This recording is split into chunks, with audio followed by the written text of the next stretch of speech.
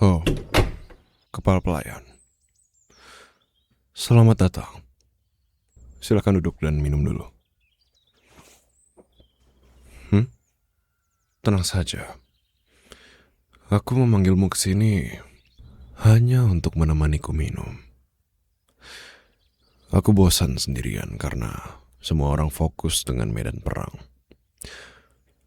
Kalaupun mereka tidak fokus dengan peperangan, pasti mereka akan bilang, tidak mungkin minum anggur di siang bolong dikala prajurit itu mempertaruhkan nyawa di luar sana.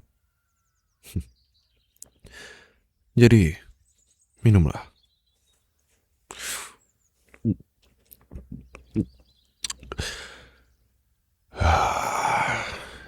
Segar sekali. Memang minum itu perlu ditemani oleh seseorang. Hei, jangan bengong begitu. Minumlah. Nah, pintar. Ngomong-ngomong, bagaimana dengan upahmu selama peperangan ini? Apakah berjalan dengan lancar? Atau sebenarnya tidak ada sama sekali? Oh, ayolah. Seperti yang kau tahu, aku tidak diperbolehkan ikut perang karena tubuhku yang sudah tidak bisa digunakan seperti biasa untuk berperang. Kau bisa melihat semua lukaku. Memang kau berpikir, aku akan melakukan apa kalau kau protes akan upahmu? Bahkan kalau kau ingin membunuhku sekarang juga, kau pasti bisa melakukannya. Aku di sini hanya ingin memintamu untuk jujur, itu saja. Tidak ada yang lain. Aku tahu, kondisi perekonomian di kerajaan ini sedang tidak berjalan dengan baik. Karena ayahku atau sang raja terlalu fokus menaruh semua koin emas untuk berperang. Dia tidak sadar kalau dia sedang menyengsarakan warganya sendiri. Jadi, apakah upahmu dibayarkan dengan baik? Ya, jikalau memang iya dibayarkan dengan baik. Kalau memang dibayar, sudah seharusnya kamu menjawab dengan percaya diri. Ya, aku dibayar dengan baik oleh sang raja. Yang dapat kusimpulkan dari gerak-gerik dari semua ekspresi yang kau buat, upahmu tidak dibayar ya. Sudah kuduga. Sudah 10 pelayan dan semua berkata hal yang sama. Iya, kau adalah orang yang terakhir yang kutanyakan soal upah ini. Lagi pula kenapa kau tidak langsung jujur ketika aku menyuruhmu untuk jujur? Kepala pelayan kerajaan.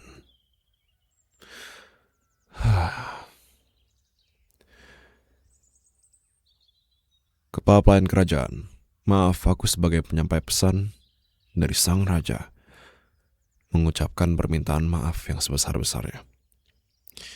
Tapi ini, di atas meja ini adalah sekantung emas sebagai upahmu selama beberapa bulan yang seharusnya dibayarkan. Kenapa? Ambillah, ini untukmu. Upah ini datang dari mana? Ya dari kerajaan. Ayahku yang memintaku untuk melakukannya. Mungkin membingungkan karena kenapa bukan ayahku sendiri yang mengurus hal ini. Seperti biasa. Tapi memangnya kau pikir di tengah medan perang begitu, raja bisa membagikan koin emas ini sendiri seperti biasa? Tentu saja tidak. Dan memang begitulah adanya. Ini upahmu selama 3 bulan bekerja yang terlambat diberikan serta biaya ganti rugi atas terlambatnya pemberian upah. Jadi terimalah. Lagi pula, kau dan orang tuamu yang sakit itu membutuhkannya, bukan?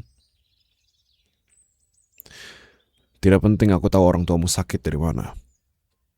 Yang penting adalah kau menerima koin emas ini. Hei, kenapa merasa tidak pantas untuk mendapatkan koin-koin emas ini selama 3 bulan bekerja tanpa upah sepeser pun? Kau memang mau bekerja sukarela tanpa diberikan upah?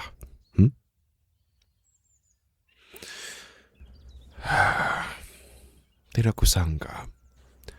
Malah kepala pelayan yang paling tidak percaya dengan semua ini.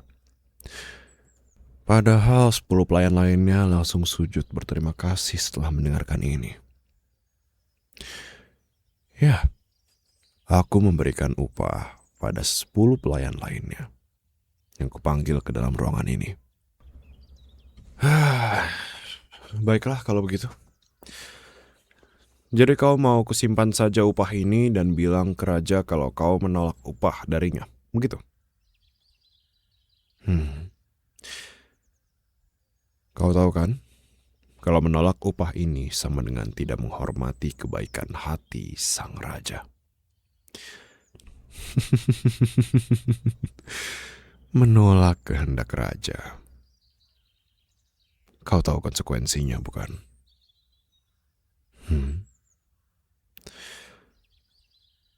Dengar, aku hanya membantumu di sini sebagai penyampai pesan. Kalau tidak percaya, buat apa juga aku berbohong? Apa kau pikir kau sebagai kepala pelayan memiliki peran penting di kerajaan ini sehingga aku harus membohongimu? Tapi sayang sekali tidak.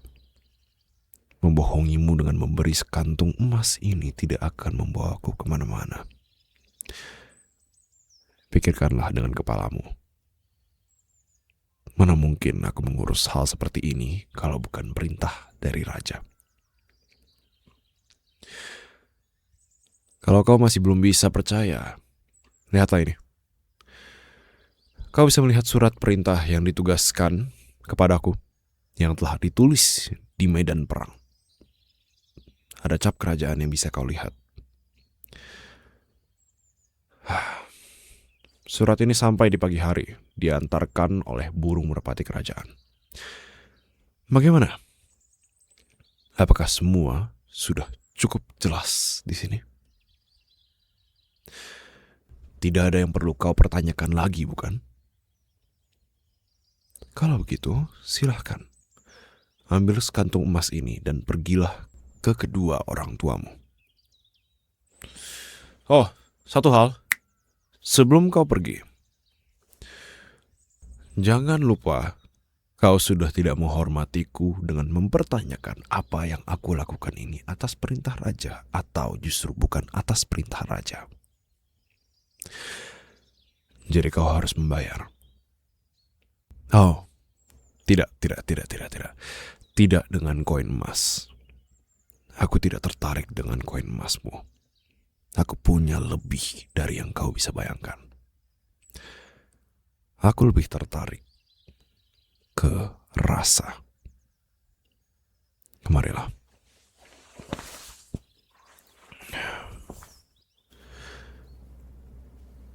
Maksudnya rasa hangat dari tubuhmu. Aku memang butuh yang hangat-hangat sekarang. Tapi lebih cepat pelukan daripada memintamu membuat minuman hangat. Kau pikir aku akan melakukan apa?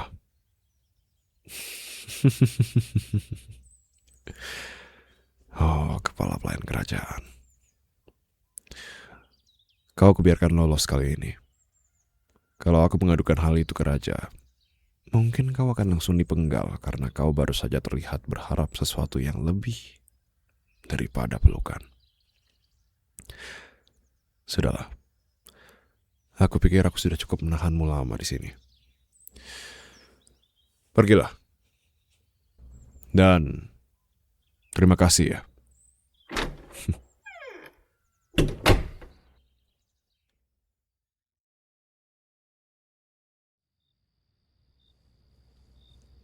Hei manis, main sama aku yuk.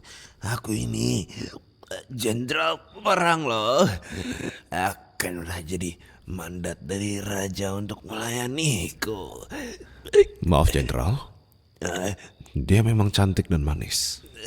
Tapi mandat dari raja tidak pernah memperbolehkan pelayan kerajaan menjadi sasaran nafsumu. Kalau boleh kusarankan, tolong pergi dengan perempuan lainnya. Di sini kami masih memiliki banyak selir yang lebih berbakat melayanimu. Sedangkan dia yang sedang kau pegang adalah kepala pelayan kerajaan yang harus mempersiapkan pasokan makanan dan minuman untuk semua tamu malam ini. Aku tidak mau. Aku maunya dengan nona manis ini. Baiklah, apakah aku perlu menghunuskan pedangku untuk berbicara denganmu, Jenderal? Aku rasa tidak perlu. Sebelum kau duduk di jabatan itu, akulah yang lebih lama duduk di kursimu. Jadi jika kau menyentuh atau macam-macam terhadap kepala pelayan kerajaan ini, kau yang akan kuhabisi. Mengerti? Dasar. Sudahlah. Iya, ngerti. Pasti kau menyukainya juga ya, Pangeran. Tidak apa-apa kalau kau suka dia. Aku juga suka. Jadi, bagaimana kalau kita... Aku tidak membuka ruang untuk berdiskusi.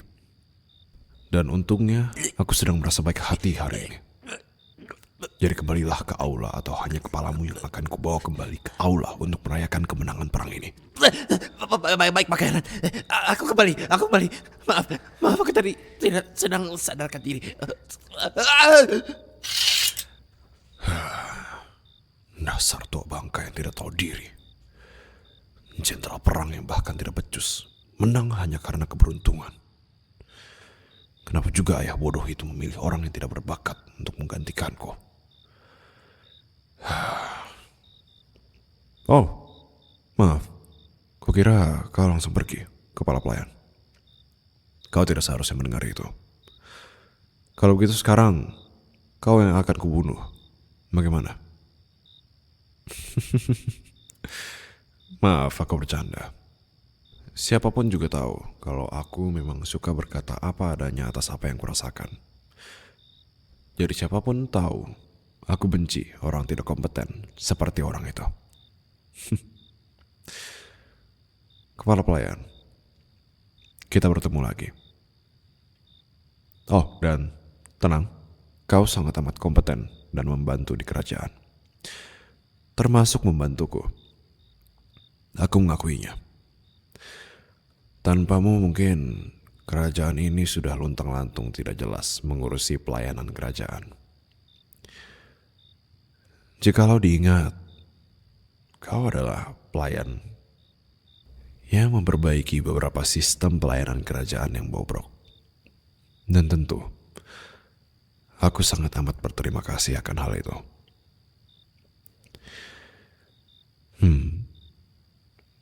Wajahmu tidak perlu sampai merah begitu. Tidak, aku berbohong. Tidak perlu meminta maaf sampai sebegitunya. Aku tidak melihat wajahmu merah. Tapi berarti dari caramu minta maaf, aku tahu ada sesuatu. Tapi aku tidak tahu apa yang barusan kamu pikirkan. Dikala bibirmu tertutup rapat. Tapi apapun yang kamu pikirkan, semoga hal itu adalah hal yang menyenangkan. Karena malam ini akan jadi malam terakhir kamu tersenyum. Kepada pelayan kerajaan, karena telah mengambil upah semua pelayan kerajaan secara diam-diam dan menyentuh pangeran secara tidak hormat, atas kejahatanmu, kau dijatuhi hukuman gantung. Ada apa menatapku seperti itu, kepala pelayan kerajaan? Atau lebih tepatnya, penjahat kerajaan. Bawa dia ke penjara bawah tanah. Sampai jumpa.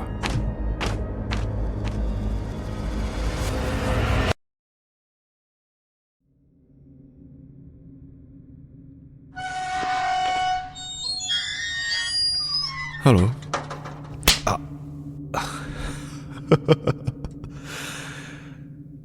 Wah, masih bisa menampar ya. Padahal aku turun ke penjara busuk ini karena aku peduli. Ternyata malah begini. Ya wajar saja sih kamu marah. Tapi mau bagaimana lagi? Maaf ya, aku malah membuat keributan seperti tadi. Sebenarnya tadi aku mau langsung membuatmu tidur dan membiarkan prajurit menangkapmu yang pingsan di kamar. Tapi sayangnya ada jenderal bodoh itu, jadi ya mau bagaimana lagi.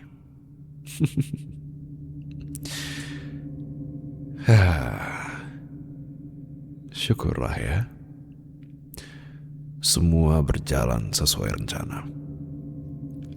Terima kasih banyak sudah mau membantu rencanaku. Karena kau sudah mau dihukum gantung, besok aku akan memberitahukan rencanaku. Rencana untuk menggulingkan raja. Kau sudah dibayar dengan upah 3 bulan beserta ganti ruginya, bukan? Dan orang tuamu juga sudah sembuh.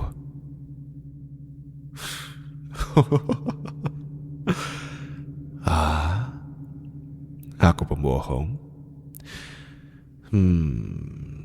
Aku bohong ya. Dari mana? Aku tidak pernah berbohong soal gaji 3 bulan. Aku hanya mengatakan fakta kalau itu adalah jumlah gaji 3 bulan ditambah biaya ganti rugi untukmu. Aku hanya tidak mengatakan fakta kalau sebenarnya semua koin emas itu adalah upah yang dititipkan raja padaku untuk kuberikan pada semua pelayan dan bukan hanya kepala pelayan selama 3 bulan belakangan ini. Jadi, aku tidak berbohong, bukan? Oh, soal kau yang menyentuh pangeran, tentu itu benar. Kita saling berpelukan. Tidak ada pembohongan di dalam pernyataan itu. Aku hanya tidak menyebutkan kalau memang aku yang memelukmu duluan. Kalau soal 10 pelayan yang kau ajak bicara, nah, itu baru aku sedikit berbohong. Manusia itu memang cukup mudah untuk berbohong hal-hal kecil seperti itu. Itu hanya hal kecil. Aku hanya tidak memberi upah kepada 10 pelayan. Itu saja. Semua upah mereka kuberikan untukmu. Karena aku tahu kau paling membutuhkannya karena orang tuamu sakit-sakitan. Bukankah aku membantumu? Itu adalah langkah baik loh.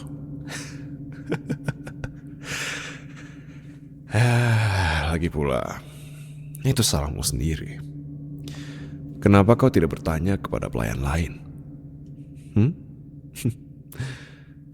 Atau jangan-jangan kepala pelayan kerajaan memang mau upah itu untuk dirimu sendiri? Kenapa? Kesal? Tenang. Pengorbananmu akan jadi awal yang baik untuk kerajaan ini. Akan kulengserkan raja bodoh itu yang tidak mau memperbolehkanku naik tahta dan memilih adikku yang tidak memiliki kemampuan sama sekali untuk naik tahta sebagai raja. Kalau aku tidak boleh menjadi raja,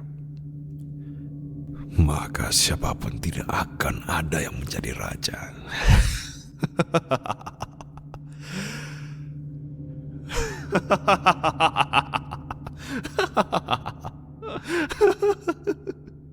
Oh,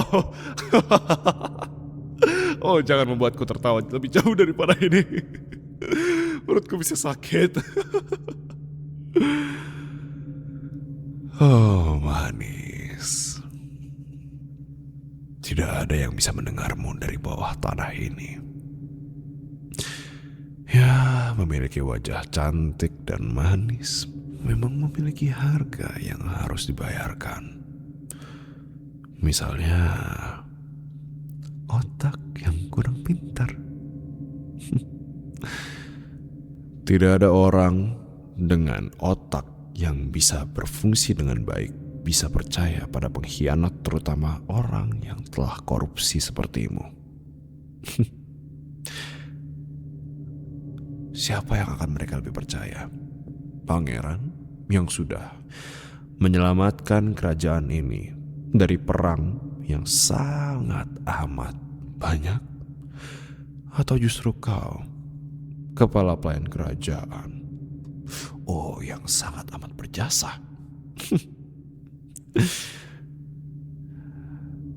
Berjasa ya? Kau itu hanyalah pion di cerita ini. Ini bukan cerita tentangmu. Jangan berpikir kalau perlakuan spesialku padamu itu karena aku menyukaimu. Seorang bangsawan sudah seharusnya dengan bangsawan lain. Seorang bangsawan dengan seorang pelayan. Jangan bermimpi. Dongeng yang kau harapkan itu tidak akan pernah terjadi sekalipun di dalam hidupmu. Ini bukan dongeng tentangmu. Ya, mungkin di kehidupan selanjutnya apa yang kau harapkan bisa terkabulkan. Sekedar saran dariku, berdoalah sebanyak mungkin. Kau membutuhkannya. Mungkin semua dosamu akan diampuni dan kau bisa terlahir di kehidupan yang lebih baik setelah ini. Mungkin tidak menjadi pelayan. Mungkin menjadi anjing penjaga kerajaan. Sampai jumpa di pengeksekusian besok. Aku tidak sabar untuk melihat pengganti kepala pelayan kerajaan yang sudah siap untuk meracuni raja dan juga adikku. Terima kasih ya kepala pelayan kerajaan. Sekarang aku sudah bisa naik tahta. Oh, maaf, aku tidak sopan.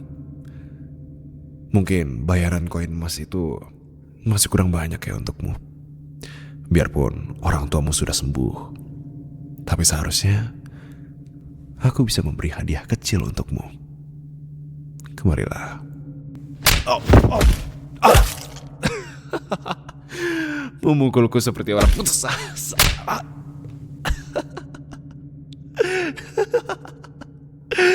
Kau tahu kan, memukulku tidak akan mengubah apapun.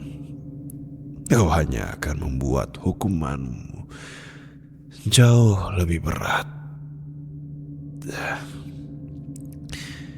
Misalnya di penjara seumur hidup dan dibiarkan membusuk di penjara, atau dibakar hidup-hidup seperti penyihir, atau mungkin semua kulitmu akan diiris sampai tidak tersisa, dan tubuhmu yang sudah terbuka tanpa kulit akan langsung disiram air garam.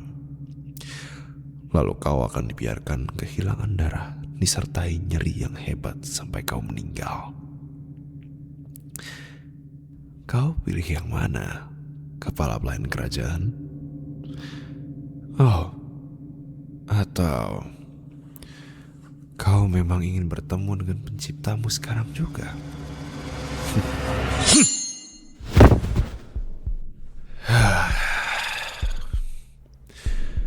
Membosankan. Ya,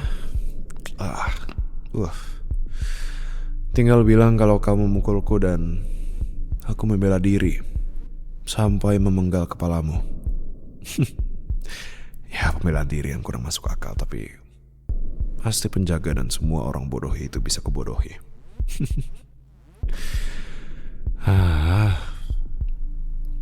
Padahal aku ingin melihat wajahmu lebih lama lagi, setidaknya 1 hari. Tapi ternyata ini jalan yang kau pilih. Sayang sekali. Oh ya, aku tidak pernah berbohong soal wajah cantik dan imutmu. Aku suka wajah seperti ini. Tapi di kehidupan ini, kau tidak akan mungkin bisa bersama dengan pangeran. Kepala pelayan kerajaan, ini untukmu.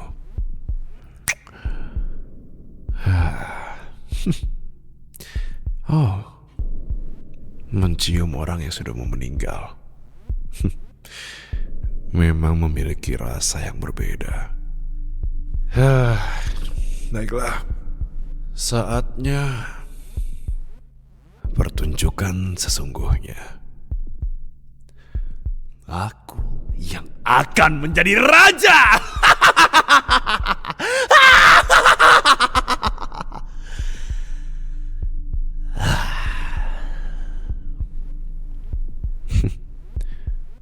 Sampai jumpa di neraka.